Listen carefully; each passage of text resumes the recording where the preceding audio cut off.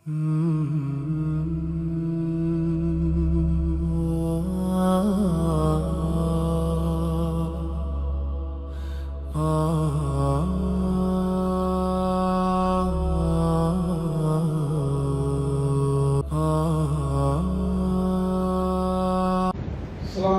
warahmatullahi wabarakatuh. Alhamdulillah nahmaduhu wa nasta'inuhu wa nastaghfiruhu wa nu'minu bihi wa natawakkalu alayhi wa na'udzu billahi min shururi anfusina wa min sayyiati a'malina. Man yahdihillahu fala mudilla lahu wa man yudlil fala hadiya lahu. Wa asyhadu an la ilaha illallah wa asyhadu anna Muhammadan abduhu wa rasuluhu. يا أيها الناس اتقوا ربكم الذي خلقكم من نفس واحدة وخلق منها زوجها وبث منهما رجالا كثيرا ونساء فاتقوا الله الذي تساءلون به والأرحام إن الله كان عليكم رقيبا يا أيها الذين آمنوا اتقوا الله حق تقاته ولا تموتن إلا وأنتم مسلمون رب اشرح لي صدري ويسر لي أمري واحلل عقدة من لساني يفقهوا قولي ரப்பி சிறுநீ இல்மா ரப்பி சிறுநீ இல்மா ரப்பி சிறுநீ இல்மா. நம்மை எல்லாம் படைத்து பரிபாலித்து பாதுகாத்து காத்து கொண்டிருக்கக்கூடிய வார்த்தைகளின் வர்ணனைக்குள் செயல்படுத்த முடியாத அந்த ஏக இறைவனை போற்றியவனாக அவருடைய சாந்தியும் சமாதானமும் இந்த உலகத்தின் இறுதி தூதர் அகிலத்தின் அருள்குடை நமது வாழ்வில் வழிகாட்டி முஹம்மது நபி ஸல்லல்லாஹு அலைஹி வஸல்லம் அவர்கள் மீதும் அன்னாருடைய கண்ணியமிக்க குடும்பத்தினர்கள் சத்திய சஹாபாக்கள் தாபீன்கள் தபோ தாபீன்கள் இமாம்கள் சுஹதாக்கள் மேலும் இந்த வெள்ளிக்கிழமை இறைவன் கடமையை இருக்கக்கூடிய இந்த ஜும்மாவை நிறைவேற்றுவதற்காக வந்திருக்கக்கூடிய நம் அனைவரும் மீதும் அந்த வற்றாத பெருமையான சாந்தியும் சமாதானமும் என்றும் என்றும் புரியப்படட்டுமாக என்று பிரார்த்தித்தவர்களாக இந்த ஜும்மாவுடைய உரையை ஆரம்பம் செய்கிறேன். அன்பார்ந்த சகோதர சகோதரிகளே, பெரியோர்களே, கடந்த 2 வாரங்களுக்கு முன்னால் உறவுகள் எனும் கருப்பொருளில் ஒரு தொடரை ஆரம்பித்தோம். அந்த தொடரின் ஒரு பகுதியாக தாய் தந்தைக்கு அடுத்தபடியாக உடன்பிறப்புகளை குறித்து இன்றைக்கு பேச இருக்கிறோம். பொதுவாக ஒரு ஜும்மா பயான் என்பது எந்த அர்த்தத்தில் எடுத்துக்கொள்ளப்பட வேண்டும் என்றால், அந்த பகுதி மக்கள் மற்ற தொழுகைகளுக்கு நேரத்துக்கு வர முடியாவிட்டாலும் கூட வாரத்துக்கு ஒரு முறையாவது அந்த ஜும்மாவுடைய நேரத்துக்கு வருகை தந்து இந்த ஜும்மாவுடைய உரையை முழுமையாக கேட்டு அதை தங்களுடைய வாழ்க்கையில் அமல்படுத்த வேண்டும் என்ற ஒரு நோக்கத்தில் தான் நம்ம தமிழில் கூட ஜும்மாக்கள் இன்றைக்கு நடத்தப்படுகின்றன. ஆனால் ஒரு பெரிய வருத்தம் என்னவென்று கேட்டால், 1.25 காலுக்கு முடிக்கும் போது இருக்கக்கூடிய அந்த நிரப்பமான மக்கள் தொகை என்பது தொடங்கும் போது பெரும்பாலும் இருப்பதில்லை, விரல் விட்டு எண்ணக்கூடியவர்களை தவிர. அதிலும் இளைஞர்கள் பள்ளிகளின் பக்கம் திரும்புவது கடைசி நேரத்தில் வரக்கூடியதாக இருக்கிறது. இத்தனைக்கும் பிற இடங்களைப் போல அல்லாமல் எல்லாருக்கும் பொருத்தமான தலைப்புகளை தேர்ந்தெடுத்து பேசக்கூடிய சூழ்நிலையிலே இப்படித்தான் இளைஞர்களுடைய ஆர்வம் இருக்கிறது. இது முன்னதாக வரக்கூடிய பெரியவர்கள் மற்றவர்களுக்கு இதை குறித்து சிறிது விழிப்புணர்வை ஏற்படுத்த வேண்டும். எனவே விழிப்புணர்வுகள் நம்ம ஏற்படுத்த மறந்த காரணத்தினால்தான் பல புதிய விஷயங்கள், முடிந்து போய்விட்டு நினைத்த விஷயங்கள் எல்லாம் மேலெழும்பி வருவதை நாம் பார்த்துக் கொண்டிருக்கிறோம். நான் தொடக்கத்தில் உங்களுக்கு ஒரு குர்ஆனுடைய வசனத்தை ஓதி காட்டினேன். அந்த குர்ஆனுடைய வசனத்துடைய அர்த்தம் என்னவென்று கேட்டால், மனிதர்களே, உங்கள் இறைவனுக்கு பயந்து நடந்து கொள்ளுங்கள். அவன்தான் உங்கள் யாவரையும் ஒரே ஆத்மாவிலிருந்து படைத்தான். அந்த ஆத்மாவிலிருந்தே அவனுடைய மனைவியும் படைத்தான். பின்னர் இந்த இருவரிலிருந்தே அநேகமான ஆண்களையும் பெண்களையும் வெளிப்படுத்தினான். ஆகவே அல்லாஹ்வுக்கு பயந்து கொள்ளுங்கள். அவனை கொண்டே நீங்கள் ஒருவருக்கு ஒருவர் உங்களுடைய உரிமைகளை கேட்டுக்கொள்கிறீர்கள். இரத்த கலப்புடைய உறவினர்களை ஆதரியுங்கள். மேலும் அல்லாஹ் உங்கள் மீது கண்காணிப்பவனாக இருக்கின்றான். இது ஒவ்வொரு தொழுகையிலும் அல்லது ஒவ்வொரு துஆவிலும் பெருமானார் ஸல்லல்லாஹு அலைஹி வஸல்லம் அவர்கள் வளமையாக ஓதக்கூடிய குர்ஆனிய வசனங்களுடைய தமிழ் அர்த்தம். இதுல நிறைய விஷயங்கள் அல்லாஹ் சொல்றான். எல்லாரையும் ஒரே ஆண் பெண்ணிலிருந்து படைத்தோம், எல்லாரும் ஆதத்தினுடைய மக்கள் தான், எல்லாரும் சகோதரர்கள் தான், உங்களுக்கு மத்தியில எந்த விதமான வேற்றுமையும் இல்லை என்றெல்லாம் சொல்லிவிட்டு இதுல மிக முக்கியமான ஒரு விஷயம் என்னன்னு கேட்டீங்கன்னா, ரத்த கலப்புடைய உறவினர்களை, ரத்த பந்தங்களை அனுசரித்துக் கொடுங்கள், ரத்த பந்தங்களோடு இணங்கி வாழுங்கள், ரத்த பந்தங்களுடைய உறவுகளை துண்டித்துக் கொள்ளாதீர்கள் என்று ரத்த பந்தங்களுடைய அருமையை பற்றி, ரத்த பந்தங்களுடைய சிறப்புகளை பற்றி, ரத்த பந்தங்கள் ஏன் பேணப்பட வேண்டும் என்பதை பற்றி அல்லாஹ் என்ன பண்றான், நமக்கு இந்த தொடக்க வசனம் சூரா நிசாவுடைய தொடக்க வசனத்திலே அல்லாஹ் ரப்பல் ஆலமீன் நமக்கு பாடம் அளிக்கிறான். இந்த வசனம் நாம் எல்லா ஜும்மாக்கள்ல ஓதுறோம், எல்லா குத்துபாக்கள்ல ஓதுறோம், அர்த்தத்தை கேட்டுவிட்டு கடந்து போய் விடுகிறோம். நாம் சிந்தித்து பார்க்க வேண்டும். இஸ்லாம் என்பது வெறும் தொழுகை நோன்பு மட்டுமல்ல. இஸ்லாம் ஒரு சமூகத்தை இந்த உலகத்தில் உருவாக்கும். அதுல குறிப்பா உறவுகளை பேணி பாதுகாப்பதை மார்க்கம் எந்த அளவுக்கு வலியுறுத்திருக்கிறது என்று கேட்டால், அல்லாஹ் ரப்பல் ஆலமீன் சிலத்துர் ரஹம் என்று சொல்லப்படக்கூடிய இந்த உறவை படைத்த போது அந்த சிலத்துர் ரஹம் அல்லாஹ்வோட கேட்குது, எனக்கு ஒரு ரிக்வெஸ்ட் இருக்கு, நீ செய்து தர முடியுமா என்று கேட்டபோது என்னன்னு கேட்கிறான் அல்லாஹ். என்னை யார் சேர்த்து வைக்கிறார்களோ அவர்களோடு நீ சேர்ந்து கொள், யார் என்னை துண்டிக்கிறார்களோ அவர்களோடு நீ துண்டித்துக் கொள். அல்லாஹ் அதை ஏற்றுக்கொள்கிறான். யார் உறவுகளை சேர்த்து வாழ்கிறார்களோ, அணைத்து வாழ்கிறார்களோ, அரவணைத்து வாழ்கிறார்களோ அவர்களை அல்லாஹ் அரவணைத்து வாழ்வான். யார் உறவுகளை துண்டிக்கிறார்களோ அவர்களை அல்லாஹ் துண்டிப்பான். இது ஏதோ ஒரு அறிவுரையெல்லாம் கிடையாது, கட்டளை, அல்லாஹ்வுடைய கட்டளை. மேலும் அல்லாஹ் ரப்பல் ஆலமீன் சூரா ரஹ்மத்ல சொல்லி காட்டுறான், மூமின்கள் யார் தெரியுமா, முஸ்லிம்கள் யார் தெரியுமா, இறை நம்பிக்கையாளர்கள் யார் தெரியுமா, அவர்கள் எப்படி இருப்பார்கள் என்றால், அல்லாஹ் இந்த உலகத்தில் எது சேர்த்து வைக்கப்பட வேண்டும் என்று கட்டளையிட்டானோ அதை சேர்த்து வைப்பார்கள். மேலும் அவர்கள் தன்னுடைய இறைவனுக்கு அஞ்சுவார்கள். வறுமை நாளுடைய கடுமையான கேள்வி கணக்கை குறித்து பயப்படுவார்கள். மூமின்கள் யாருன்னா அவங்க என்ன பண்ணுவாங்க, அல்லாஹ் இந்த உலகத்தில் ஏதோ சேர்த்து வைக்க சொல்றானோ அதை சேர்த்து வைப்பாங்க. அல்லாஹ்வுக்கு பயப்படுவார்கள். வறுமை நாளுடைய கேள்வி கணக்கை குறித்து பயப்படுவார்கள். யார் உறவை இணைக்கிறார்களோ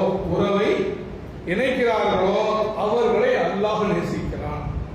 இந்த உறவை இணைக்கிறார்கள் என்று சொல்லும் போது இன்னொரு விஷயமும் கடந்து போகுது. உறவை இணைப்பவர்களை தான் அல்லாஹ் நேசிக்கிறேனே தவிர இணை இணைப்பவர்களை அல்லாஹ் நேசிப்பதில்லை. இன்னைக்கு இந்த மார்க்கத்தை பொறுத்த வரைக்கும் ஒரு விஷயத்துல நம்ம தெளிவா இருக்கணும். நேற்றைய என்னுடைய ஆன்லைன் கிளாஸ்ல கூட மாணவிகளுக்கு தான் கற்றுக் கொடுத்தேன். இன்னைக்கு நிறைய ஹலால் ஹராமை பற்றி நிறைய பேசுறோம். அதாவது மார்க்கம் தெரியாதவர்கள், மார்க்கத்தினுடைய ஏபிசிடி கூட தெரியாதவங்க, இல்ல 2 ஹதீஸ் 2 வசனம் தெரிஞ்சுக்கிட்டா தங்களுக்கு தெரிந்த விளக்கத்தை வைத்து இது ஹலாலு இது ஹராமு எல்லாமே இன்ஸ்டன்ட் தான், இமீடியட் பத்துவாக்களை எதிர்பார்க்கிறோம். இதுல ஒரு சிம்பிளான விஷயம் என்ன தெரியுமா, மார்க்க விடயங்களில், அதாவது வணக்க வழிபாடுகளில், தொழுகை, நோன்பு, இந்த மாதிரி வணக்க வழிபாடுகளில் அல்லாஹ்வும் அல்லாஹ்வுடைய தூதரும் எதை செய்ய சொன்னார்களோ அது நமக்கு ஹலால். புரியுதா? அல்லாஹ்வும் அல்லாஹ்வுடைய தூதரும் எதை செய்ய சொன்னார்களோ அது எல்லாம் ஹலால் தான். அது எல்லாவற்றிலிருந்து நாம் விலகி இருக்க வேண்டும். ரொம்ப கிளியர்.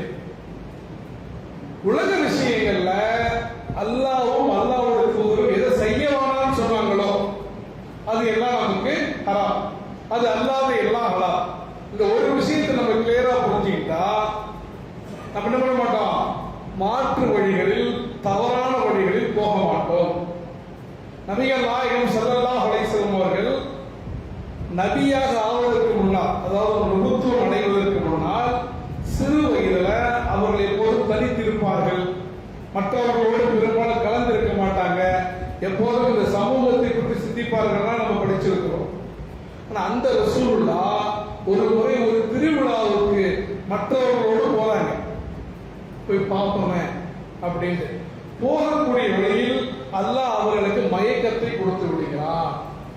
என்னுடைய ரசூல் அந்த ஒரு அனாவசியமான அனாச்சாரங்களை பார்க்க கூடாது என்ற காரணத்தினால் அல்லாஹ் பெருமானாருக்கு இணை வைப்பான் கூட நமக்கு தெரியாது, ஆனால் பெருமானாருக்கு அந்த தூக்கத்தை கொடுத்து விடுகிறான்.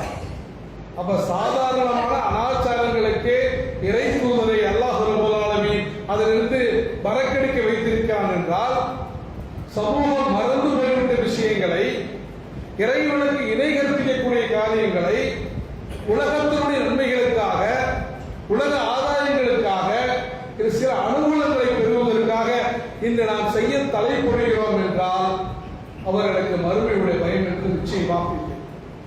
அவர்கள் மறுமையில் தன்னுடைய ரப்பின் முன்னால் நிற்க வேண்டும் என்பதை பற்றி கவலை இல்லாமல் இருக்கிறார்கள். இதில் நாம யாருக்கு நம்ம அறிவுரை சொல்ல வேண்டும்னா, நிறைய பேர் என்ன நினைக்கிறாங்க, அது ஒரு சாதாரணமான விஷயம் தானே, அது சும்மா பசங்க போய் பார்க்கிறது தானே. ஆனால் இஸ்லாத்தை பொறுத்த வரைக்கும் நீங்கள் இறைவனுக்கு மாறு செய்யப்படக்கூடிய இடங்களில், இல்லை இறைவனுக்கு பிடிக்காத விஷயங்கள்ல நீங்கள் வேடிக்கையாக கூட நீங்கள் செல்ல வேண்டாம், அந்த இடத்திலிருந்து உங்களை விலக்கிக் கொள்ளுங்கள் என்பதாக இஸ்லாத்தினுடைய தெளிவான வழிகாட்டுதல் நமக்கு இருக்குது. அதாவது மார்க்கத்துல நம்ம குர்ஆன்ல ஒரு வசனத்தை வைத்துக் கொண்டு ஹதீஸை வைத்து பேசக்கூடாது. குர்ஆன்ல ஒரு வசனம் இருக்கிறது, பார்வைகள் இறைவனை அடைய முடியாது. அப்படின்னா நம்ம மேலோட்டமா பார்க்கும் போது அல்லாஹ் இந்த உலகத்திலே பார்க்க முடியாது இருக்குது, மறு உலகத்திலே பார்க்க முடியாது இருக்குது, ஆகுரு கரெக்டா தான் சொல்லியிருக்கான்னு நினைப்போம். ஆனா அதே அல்லாஹ் குர்ஆன்ல என்ன சொல்றான், வறுமை நாளில் சிலர் தங்களுடைய இறைவனை விட்டு திரையிடப்பட்டவர்களாக இருப்பார்கள், சிலருடைய கண்கள் இறைவனை நோக்கியதாக இருக்கும். அப்ப ரெண்டு தரப்பு இருக்கும் வறுமையில. ரெண்டு தரப்பு யாருன்னா, சிலருக்கு அல்லாஹ்வை பார்க்கக்கூடிய பாக்கியம் கிடைக்கும். அவர்கள் யாருன்னா வலதுகரத்தில் பட்டோலை கொடுக்கப்பட்டவர்கள். ஆனால் சிலரை அல்லாஹ் பார்ப்பதற்கு கூட விரும்ப மாட்டான். அத்தகைய ஒரு நிலைக்கு உங்களை ஆளாக்கிக் கொள்ளாதீர்கள். ஏன்னா நாம செய்யக்கூடிய காரியம் என்பது, செய்து கொண்டிருக்கக்கூடிய, செய்ய நினைக்கக்கூடிய காரியங்கள் என்பது மக்களை வழிகெடுப்பது மட்டுமல்லாமல், மக்களுக்கு என்னென்ன அதை பற்றி தெரியாத மக்களுக்கு ஒரு ஆர்வத்தை ஊட்டி அதன் பால் அழைத்து செல்லக்கூடிய ஒரு நிலைக்கு ஒவ்வானதுங்கிறத நம்ம மறந்து விடக்கூடாது. எனது தலைப்பில் இருந்தாலும் சுருக்கமா ஒரு சம்பவத்தை மட்டும் அதனுடைய விபரீதத்தை விளக்குவதற்காக சொல்றேன். இன்னைக்கு உலகத்தில் நிறைய கொலை நடக்குது இல்லையா, கொலை நடக்குது. எதற்கு கொலை நடக்கிறது என்றதே என்ன தெரியல. 2 நாளுக்கு முன்னாடி கூட சென்னையில ஒரு பீகாரை சார்ந்த ஒரு குடும்பம், அதாவது அந்த பெண் வன்புணர்வு செய்யப்பட்டு அதை தட்டி கேட்ட கணவன் கொலை செய்யப்பட்டு சிறு குழந்தை சிதைக்கப்பட்டதை பார்த்தோம். அப்ப இந்த கொலைக்கு யார் செய்தார்களோ அவர்களுக்கு மட்டும் பாவம் அல்ல, ஆதத்துடைய மகனுக்கு அந்த பாவத்தில் ஒரு பங்கு போகும். ஏன் தெரியுமா? கொலைங்கிற ஒரு விஷயத்த அவர்தான் முதலில் இந்த உலகத்துக்கு அறிமுகப்படுத்தினார். நீங்கள் ஒரு பாவமான விஷயத்தை மீண்டும் நீங்கள் ரீக்ரியேட் செய்தீர்கள் என்றால், அதனால் அதை யாரெல்லாம் பாவத்தை சுமக்கிறார்களோ அவர்களுடைய பாவத்தில் ஒரு பங்கு உங்களுக்கு சேர்ந்து கொண்டே இருக்கும் என்பதை நாம் மறந்து விடக்கூடாது. அதே சமயத்தில் நீங்க ரிவர்ஸா செய்றீங்க, நல்லதை செய்றீங்க, மக்களை தொழுகையின் பால் ஆர்வம் ஊட்டுகிறீர்கள், மக்களுக்கு வளமையான தொழுகைகள் அல்லாமல், வளமையான நோன்புகள் அல்லாமல் நஃபிலான நோன்புகளை நோக்குவதற்கு நீங்கள் ஆர்வம் ஊட்டுகிறீர்கள், குர்ஆனுடைய விளக்கங்களை தெரிந்து கொள்வதற்கு ஆர்வம் ஊட்டுறீங்கன்னா, அதை பின்பற்றி யாரெல்லாம் செய்கிறார்களோ அதில் ஒரு பங்கு உங்களுக்கு கிடைத்துக் கொண்டே இருக்கும். அதனால்தான் அல்லாஹ்வுடைய தூதர் சொன்னார்கள், ஒரு மனிதன் மரணித்தவுடன் எல்லா செயல்களும் நின்று விடுகின்றன 3 விஷயங்களை தவிர. ஒன்று, நிலையான நல்லறங்கள், பாவ அறங்களை சொல்லல, நரகத்துக்கு அழைத்து செல்லக்கூடிய அறங்களை சொல்லவில்லை, நிலையான நல்லறங்கள், உங்களுக்காக பிரார்த்திக்கக்கூடிய பிள்ளைகள். இப்படித்தான் நமக்கு சொல்லி இருக்கிறாங்களே தவிர, அப்ப நாம செய்யக்கூடிய காரியங்கள் என்ன என்பதை நாம் புரிந்து கொள்ள வேண்டும். அல்லாஹ் ரப்பல் ஆலமீன் சொல்லி காட்டுறான், உங்களில் எதுக்கு தெரியுமா உலகத்தில் படைச்சிருக்கிறோம், வாழ்க்கை எதுக்கு தெரியுமா கொடுத்திருக்கிறோம், மரணத்தை எதுக்கு தெரியுமா கொடுத்திருக்கிறோம், உங்களின் செயல்களில் அழகானவர் யார் என்பதை சோதிப்பதற்காக. அப்ப செயல்கள் நம்ம அழகானவர் என்ன பண்ணணும்? உங்களுடைய இறுதி மூச்சு வரைக்கும் உங்களுடைய இறைவனை வணங்குவீராக. அதற்கு மாற்றமாக நபி ஸல்லல்லாஹு அலைஹி வஸல்லம் அவங்க நோயிட்டிருந்த போது சொன்னாங்க, யூதர்கள் மீதும் கிறிஸ்துவர்கள் மீதும் லானத் உண்டாகட்டுமாக. அவர்கள் தங்கள் நபிமார்களுடைய அடக்கத்தலங்களை வணக்கத்தலங்களாக எடுத்துக் கொண்டார்கள் என்ற நிலைக்கு, என்ற எச்சரிக்கையை நாம் புறந்தள்ளி விட்டு போய்விடக் கூடாது என்று சொல்லி, இந்த உலகத்தை பொறுத்த வரைக்கும் நன்மையான விஷயங்களை யார் அறிமுகப்படுத்தினாலும் அதை பின்தொடர்ந்து யார் நன்மை செய்தாலும் அதில் ஒரு பங்கை பெற்றுக் கொள்வார். தீமையான விஷயத்தை யார் செய்தாலும் அதை பின்தொடர்ந்து யாரெல்லாம் அந்த தீமைகளை பின்தொடர்கிறார்களோ அதில் ஒரு பங்கை பெற்றுக் கொள்வார். வேறு நபி ஸல்லல்லாஹு அலைஹி வஸல்லம் சொன்னாங்க, அப்படிப்பட்ட பாவங்களில் ஒன்றாக உறவை துண்டிப்பது. இன்னைக்கு நிறைய வீடுகள்ல பார்க்கிறோம்.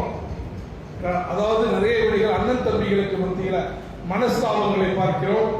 பல ஆண்டுகளாக பேசாமலே இருந்து கடைசியில பேச ஆசைப்பட்டு நம்மளுடைய ஈகோ தடுத்து அண்ணனோ தம்பியோ யாரோ ஒருத்தர் மரணித்த பிறகு அவர் உயிரோடு இருந்த போதே பேசியிருந்திருக்கலாமே, அவர் உயிரோடு இருந்த போதே பாவ மன்னிப்பு கேட்டிருக்கலாமே, அவர் உயிரோடு இருந்த போதே தௌபா செய்திருக்கலாமே என்று வருத்தப்படுவதனால் எந்த விதமான பிரயோஜனமும் இல்லை. அப்ப நம்ம தொழுவோம், நோன்பு வைக்கிறோம், நல்ல முறை செய்கிறோம், அதே சமயத்தில் உறவுகளை துண்டிக்கிறோம் என்றால், உறவுகளை வெட்டி விடுகிறோம் என்றால், உறவுகளை அனாவசியமாக கருதி நம்ம அவரை நம்மிடமிருந்து விலக்கி வைத்தால் அல்லாஹ்வுடைய கட்டளையை நாம் மறந்துவிடக் கூடாது. அப்ப இந்த உறவுகள்ல ரொம்ப முக்கியமான உறவு தாய் தந்தையை போல சகோதர சகோதரிகள். ஏன்னா இந்த உலகத்துல நிறைய பேருக்கு லைஃப்ல என்ன செஞ்சாலும் நமக்கு பின்னாடி ஒரு அண்ணன் இருக்கான், இல்ல நமக்கு ஏதாவது ஆனால் நமக்கு நம்மை காப்பாற்ற ஒரு தம்பி இருக்கிறான், வரானா இல்லையாங்கிறது வேற விஷயம். அந்த நினைப்பே அவர்கள் இனப்பலாம் ஒரு மிகப்பெரிய பலத்தை கொடுக்கும். பெருமானார் ஸல்லல்லாஹு அலைஹி வஸல்லம் சொன்னார்கள், இன்னமல் மூமினூன இக்வா, நிச்சயமாக ஒரு மூமின் இன்னொரு மூமினுக்கு சகோதரன் ஆவான். இது ரத்த பந்தத்தை சொல்லல, சாதாரணமாக ஈமான் கொண்ட ஒரு முஸ்லீம் இன்னொரு முஸ்லீமுக்கு என்ன சகோதரர். அப்ப அவர்களுக்கே அந்த அளவுக்கு சொல்லி இருக்கும் போது அந்த முஸ்லீம் உடன்பிறப்பாக இருந்தால், ரத்த பந்தமாக இருந்தால், சொந்த அண்ணன் தம்பியாக இருந்தால், அதை போல ஒரு நிகழ்ச்சி இருக்கக்கூடிய உறவு என்பது உலகத்திலே நாம் பார்க்க முடியாது. நிறைய வீடுகளில் தம்பிகளுக்கு அண்ணன்கள் தான் தந்தையுடைய கதாபாத்திரத்தை வைக்கிறார். நிறைய வீடுகளில் தந்தைக்கு 2-3 பிள்ளை இருக்கும், 2வது பிள்ளை 3வது பிள்ளை வளர்றதுக்கு முன்னாடி அவர் இருந்து போயிருப்பார். அப்ப அந்த தம்பிகளுக்கு அண்ணன் தான் தந்தையுடைய ஸ்தானத்திலே இருந்து அனைத்தையும் செய்யக்கூடியவராக இருப்பார். அண்ணன் தான் தம்பிக்கான முதல் ஹீரோவாக பல வீடுகளில் இருப்பார். அதே போல அண்ணன்களுக்கு தங்களுடைய ரகசியங்களை பகிர்ந்து கொள்வதில் தொடங்கி, தங்களுடைய சுக துக்கங்களை பகிர்ந்து கொள்வதில் தொடங்கி, தங்களுக்கான ஆறுதல்களை அந்த தம்பியிடத்திலே தான் எதிர்பார்க்கக்கூடியவர்களாக இருக்கிறார்கள். அதனாலதான் குர்ஆன் நெடுக நீங்க பாத்தீங்கன்னா, குர்ஆன் வரலாறுகளை பேசும்போது உறவுகளை பேசுகிறது. எப்படி இப்ராஹிம் அலைஹிஸ்ஸலாம் இஸ்மாயில் அலைஹிஸ்ஸலாம் அவர்களை தந்தை மகனுக்கு உதாரணமாக சொல்லுகிறதோ, மூசா அலைஹிஸ்ஸலாம் அவர்களை நபியாக அனுப்பும் போது அவங்க எல்லாரும் கேட்கிறாங்க, இறைவா என்னுடைய நாக்கிலே சில முடிச்சுகள் இருக்கின்றன, எனக்கு பேசுவதிலே சில சிரமங்கள் இருக்கின்றன, என் தம்பி ஹாரூனை எனக்கு உதவியாக நபியாக அனுப்பி வைப்பாயாக. அப்போ ஒரு நபிக்கே யார் தேவைப்பட்டிருக்காரு? தன்னுடைய தம்பியை உதவிக்கு அனுப்பும் போது அவருக்கு அதற்கான பலம் கிடைக்கிறது என்பதை நாம் தெளிவாக புரிந்து கொள்ள முடியும். அதே போல பெண்களாக இருந்தாலும் சரி, நிறைய பெண்களுக்கு தாய்க்கு அடுத்தபடியாக தங்களுடைய தமக்கை, தங்களுடைய அக்கா அல்லது தங்கை என்பது மிக முக்கியமான ஒரு உறவு. நிறைய வீடுகள்ல சொல்லுவாங்க அக்கா என்பது பாதி அம்மான்னு, உண்மைதான். நிறைய வீடுகள்ல நிறைய பெண்களுக்கு அவர்களுடைய தாயிடத்திலே பேச முடியாத விஷயங்களை கூட, அம்மாவிடத்திலே பேச முடியாத விஷயங்களை கூட தங்களுடைய அக்காக்களிடத்திலே, தங்களுடைய தங்கைகளிடத்திலே பேசக்கூடியவர்களாக இருப்பார்கள். அப்ப அந்த அளவுக்கு இருவருக்கும் என்ன இருக்கு? அந்த நட்பு இருக்கும். அந்த நட்பு இஸ்லாத்தின் அடிப்படையில் இருக்கும் போது அந்த உறவு என்பது, தங்கை அக்கா உறவு என்பது அல்லது அண்ணன் தம்பி உறவு என்பது இஸ்லாத்தினுடைய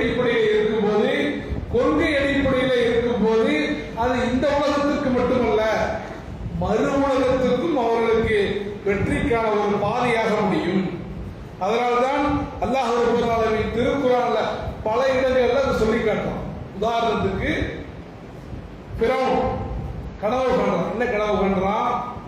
ஒரு ஆண் குழந்தை பிறந்து என்னுடைய அரியாசனைக்கு வேட்டு வைத்து விடுவான் என்று எண்ணி எல்லா பிறக்கக்கூடிய எல்லா ஆண் குழந்தைகளையும் கொன்று விடுங்கள் என்று உத்தரவிடுகிறான்.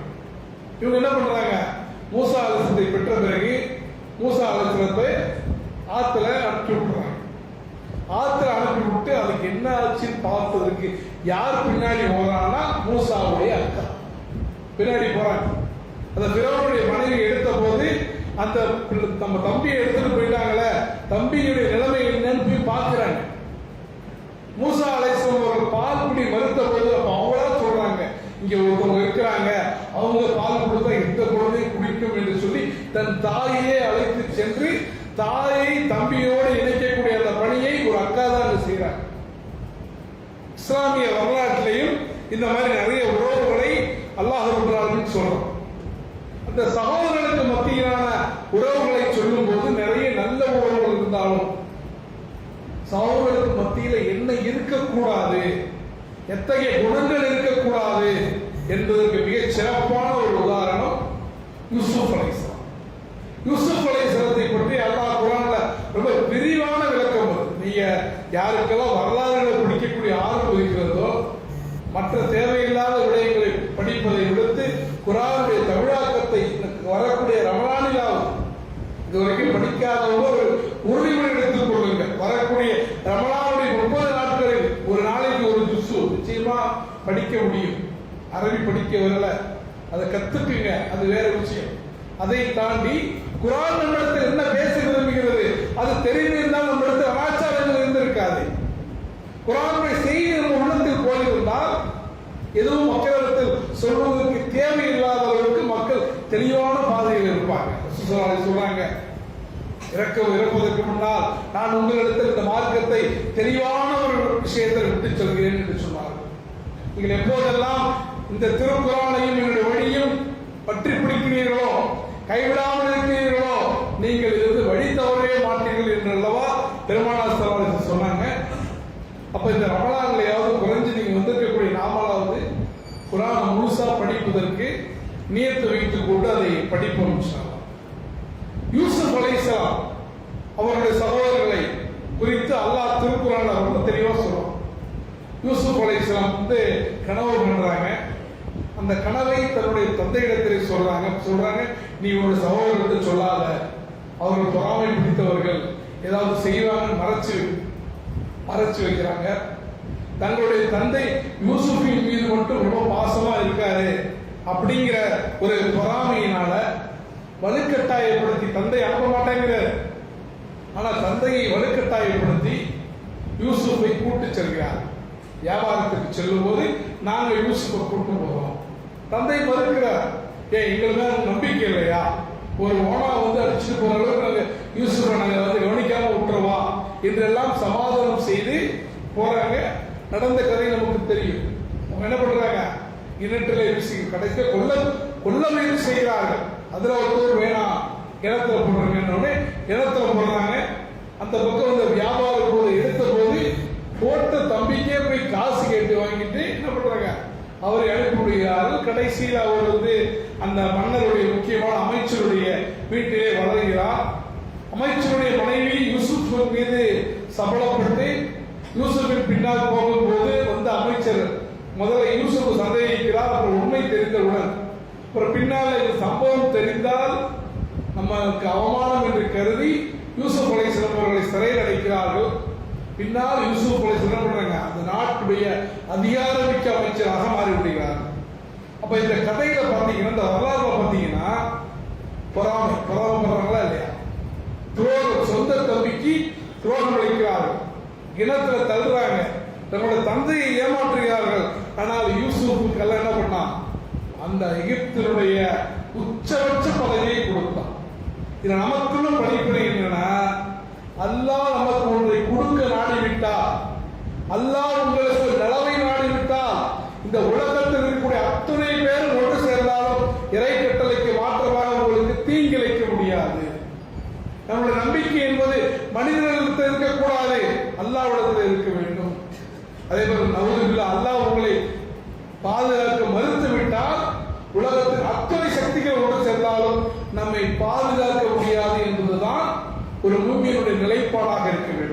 ஹஸ்புனல்லாஹ் வ நிஅமல் வக்கீல் என்பது வெறும் வார்த்தை அல்ல. அப்ப யூசுப் அலைஹிஸ்ஸலாம் வரலாறுல அந்த சகோதரர்கள்லாம் எகிப்துக்கு போறாங்க. யூசுஃபை பார்த்து கேட்கிறாங்க, நீ தான் யூசுஃபோ? சந்தேகம் வந்துருச்சு. ஆமா, இவர் என்னுடைய சகோதரர், நிச்சயமாக அல்லாஹ் எங்கள் மீது அருள் புரிந்திருக்கிறான். அப்ப சொல்றாங்க, நாங்க உங்களுக்கு நிறைய துரோகம் பண்ணியிருக்கிறோம், தவறு இழைச்சிருக்கிறோம், அதையெல்லாம் மனதில் கொள்ளாதே, எங்களை மன்னித்து விடுகிறாங்க. அல்லாஹ் உங்களை இன்னைக்கு எல்லாரை விட மேன்மையுடையவராக வைத்திருக்கிறான் என்று சொன்ன போது நல்லா கேளுங்க, சொந்த அண்ணன்கள் சொந்த சகோதரர்கள் தந்தையிடமிருந்து பிரித்து தன்னை கொலை செய்ய முயற்சி செய்து தன்னை தந்தையிடமிருந்து கம்ப்ளீட்டா செப்பரேட் பண்ணி அதனால சிறையில் கஷ்டப்பட்டு சிறையில் பல ஆண்டுகள் வாடி சிரமப்பட்ட ஒருவனுக்கு யாரெல்லாம் இப்படி கஷ்டத்தை கொடுத்தாங்களோ அவர் கண்ணுக்கு முன்னாடி தான் என்ன பண்ணுவோம், நான் உனக்கு எல்லா கஷ்டமும் கொடுக்குறேன், நீ எனக்கு பண்ணி இல்லை அப்படின்னு நம்ம பண்ணுவோம்ல. அங்க யூசுப் அலைஹிஸ்ஸலாம் சொல்றாங்க, இன்று உங்கள் மீது எந்த குற்றமும் இல்லை, உங்களை நான் மன்னித்து விட்டேன். இதான் நபிமார். எப்படி ரசூல் ஸல்லல்லாஹு அலைஹி வஸல்லம் அவர்களை இந்த மக்கமா நகரம் விரட்டி அடித்ததோ, இந்த மக்கமா நகரம் வரை கொலை செய்ய துடித்தார்களோ, இந்த மக்கமா நகரம் நீங்கள் குறிகாரர், சூனியக்காரர், பொய்யர், கவிஞர் என்றெல்லாம் பெருமானாரை தூட்டினார்களோ, அந்த மக்கமா நகரம் பெருமானாருடைய காதலில் இருந்த போது சொன்னார்கள், இன்று உங்கள் அனைவரையும் மன்னித்து விட்டேன். இந்த மன்னிக்கிற தன்மை இருந்ததால்தான் அவங்க நபிமார்களாக அல்லாஹ் ரப்பல் ஆலமீன் என்ன பண்றான், ஏற்று வைத்திருக்கிறான். இப்ப நான் கேட்கிறேன், நிறைய வீடுகள் அண்ணன் தம்பி கூட இருக்கலாம், எனக்கு தெரியல, சண்டை இருக்கலாம். உங்க சண்டைக்கு காரணம் என்னன்னு யோசிச்சு பாருங்க. யூசுப் அலைஹிஸ்ஸலாம் அவர்களுக்கு அவங்களுடைய சகோதரர் செய்ததை விடவா பெரிய ஒரு கஷ்டத்தை, பெரிய ஒரு துரோகத்தை, பெரிய ஒரு சிரமத்தை உங்களுடைய பிள்ளை, உங்களுடைய தம்பிகளோ அண்ணன்களோ செய்திருப்பார்கள்? நிச்சயமா மாட்டாங்க. இப்ப யூசுப் அலைஹிஸ்ஸலாம் மன்னித்திருக்கும் போது நாமும் மன்னிக்கக்கூடியவர்களாக மாற வேண்டும். இன்றைக்கு உறவுகளுக்கு மத்தியில இணக்கம் இல்லை, யாரையும் பார்க்கலாம் போறது இல்லை. எல்லாமே இன்னைக்கு உறவுகள் எல்லாம் வாட்ஸ்அப் குழுக்கள்ல தான் உறவுகள் வாட்ஸ்அப் குழுக்களாக இருக்கின்றன. அந்த உறவுகள் வாட்ஸ்அப் குழுவில் இருந்தால் நீங்க அந்த உறவுல இந்த ஃபேமிலியில ஒரு அங்கம் என்பதை போல இந்த உறவுகள் அறிவிவிட்டன. யாரும் நேருக்குள்ளே பேசுவதில்லை. திருமணத்திற்கு அழைக்காத உறவுகள், உறவுகளுக்கு மத்தியில நிறைய சொத்து வழக்குகள் நீதிமன்றத்தில் தாக்கல் செய்யப்பட்டு கடைசி வரைக்கும் 2 பேருமே அந்த சொத்து அனுபவிக்காம இறந்து போகக்கூடிய நிலைகளை பார்க்கிறோம். அதற்கு பதிலாக அந்த 2 பேரும் மனம் விட்டு பேசி இருந்தாலே, இஸ்லாத்தினுடைய அடிப்படையில, மார்க்கத்தினுடைய அடிப்படையில மனம் விட்டு பேசினால் தீராத பிரச்சனை இன்று எதுவுமே வளர்த்த கிடையாது. பிரச்சனை என்னன்னா, யார் முதல்ல போய் பேசுறது, அந்த ஈகோ பிரச்சனை. யார் விட்டு கொடுப்பது, விட்டு கொடுப்பவர்கள் கெட்டு போவது என்றுதான் இஸ்லாம் சொல்லக்கூடிய பாடம். நடைமுறையில சொல்றேன், இங்கெல்லாம் நம்ம அல்லாஹ்வுக்காக விட்டு கொடுக்கிறோமோ, அல்லாஹ்வுடைய தூதருக்காக விட்டு கொடுக்கிறோமோ, ஒரு நல்ல விஷயத்துக்காக விட்டு கொடுக்கிறோமோ, நிச்சயமாக அல்லாஹ் உங்களை மேன்மைப்படுத்துவான். அனுபவபூர்வமாக சொல்றேன். எந்த அளவுக்கு பெருமானார் திருவாளர் கேட்டாங்க, இறைவா என்னை என்னுடைய பார்வையில் என்னை சிறியவனாகவும் பிறருடைய பார்வையில் என்னை பெரியவனாகவும் மாற்றுவாயாக. உங்களை நீங்கள் தாழ்த்தி கொண்டால் உங்களை உயர்த்துவதற்கு அல்லாஹ் தயாராக இருக்கிறான் என்பதை நாம் புரிந்து கொள்ள வேண்டும். எனவே இறுதியாக இந்த உறவுகள் என்பது இஸ்லாம் நமக்கு கொடுத்த ஒரு அமானிதம். உறவுகளை குறித்தும் வறுமையில நாளைக்கு கேள்விகளை கேட்கப்படுவோம்.